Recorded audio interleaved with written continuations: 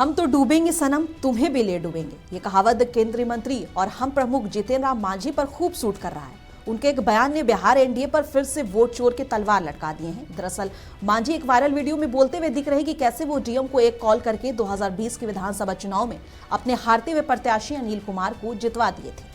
आगे मांझी ने कहा है कि 2025 में बिहार चुनाव में अनिल कुमार ने उनसे संपर्क नहीं किया और 1600 वोट से चुनाव हार गए। अगर बता देते तो डीएम से बात करके इस बार भी चुनाव अनिल कुमार को जितवा दिया गया होता।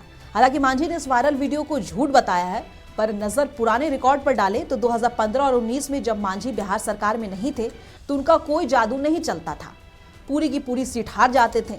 लेकिन जब 2020 में वो जेडीयू के फोल्डर से एनडीए का हिस्सा बने तो प्रदर्शन शानदार हो गया। 7 सीट लड़कर 4 जीतने वाले मांझी का स्ट्राइक रेट भी बढ़िया रहा। वहीं 2024 के स्ट्राइक रेट की बात करें तो 100 तक पहुंच गया। 1 सीट पर लड़े और 1 सीट जीत गए और 2025 में तो 6 पर लड़कर 5 सीट जीत गए। बता दें आरजेडी ने भी मांझी को इस वीडियो पर घेरा है और वोट चोरी का सवाल उठाया। विपक्ष वीडियो की पड़ताल की मांग कर रहा है और मांझी और डीएम के साथ साथ हम पार्टी के टिकारी के उम्मीदवार अनिल कुमार से भी पूछताछ की मांग की जा रही है। वैसे विपक्ष का इतना बड़ा आरोप वोट चोरी से मुद्दे पर जांच तो होनी चाहिए और सच सामने आना चाहिए ताकि जनता को पता चले कि मांझी बड़ बोले हैं या वीडियो फर्जी या एनडीए है वोट चोर। एक सीट गलती से हार गलन।